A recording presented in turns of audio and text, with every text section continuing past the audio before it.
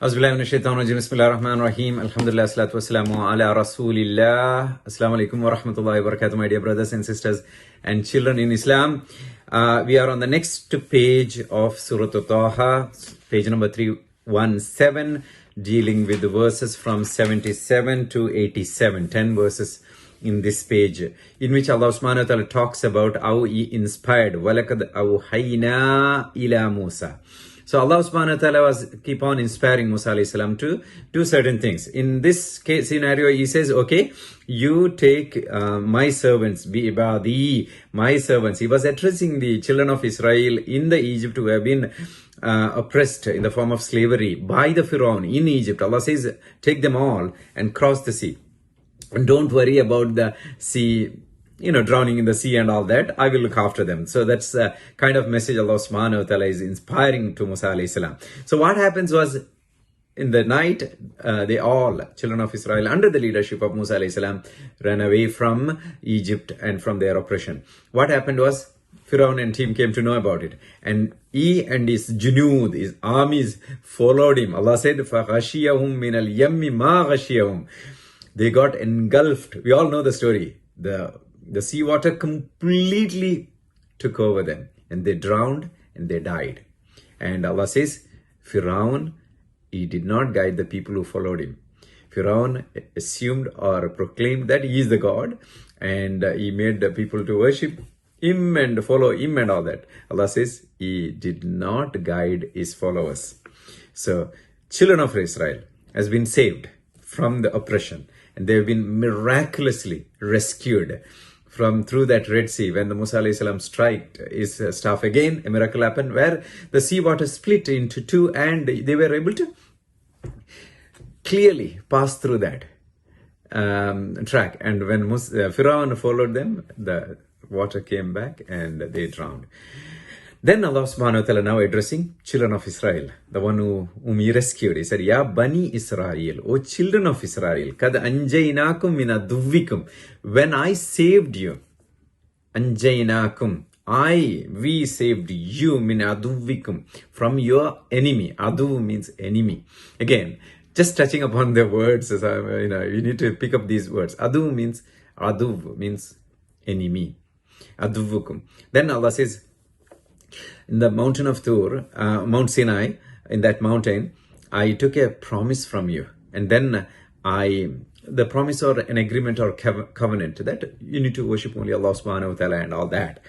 And then I provided them in that desert where food was not available. Allah subhanahu wa ta'ala made sure that they got manna and salwa for their nutrition and food and health, surviving and all that.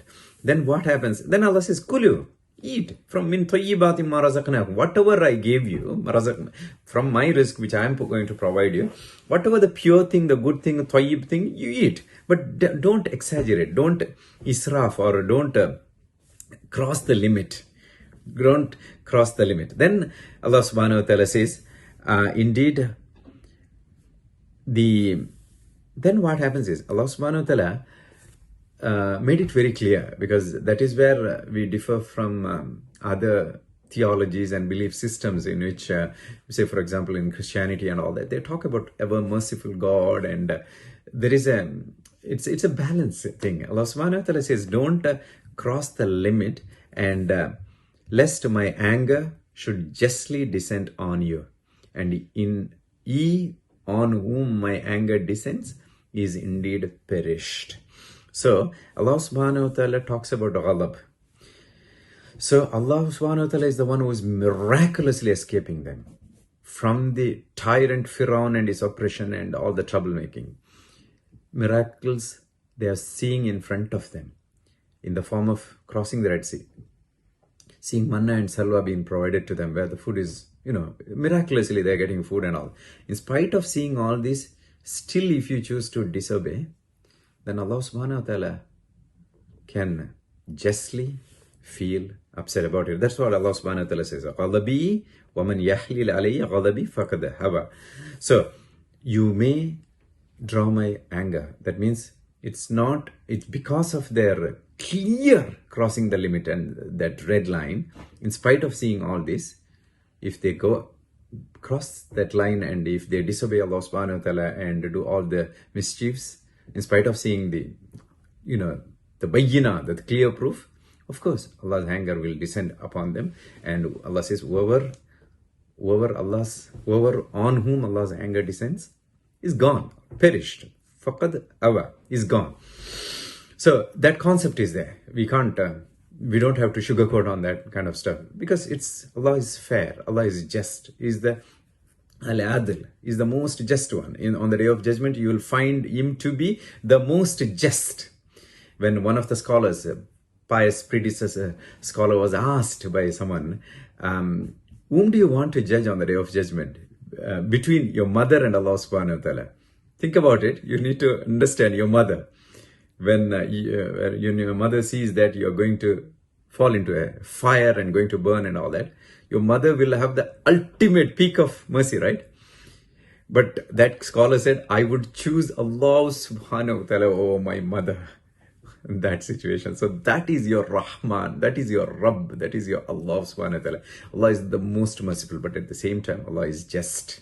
Allah is just. So there is that concept of, the thing we need to be very careful about. We need to internalize. If you only think about the fact that, okay, Allah is merciful, Allah will forgive everything and all that, and if there is no concept of punishment or, the compensation, or if there is no concept of consequences for your evil deeds, what happens is, people will end up taking it for granted. Hey, anyway, Allah subhanahu wa ta'ala is going to forgive anyway. He's most merciful and all that.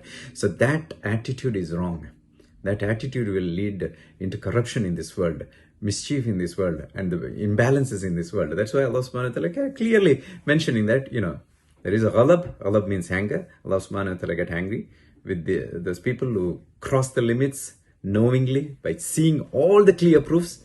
So it is justified. So I was intending to cover a bit more ayats in this page, but that point I thought need to be reflected upon and discussed.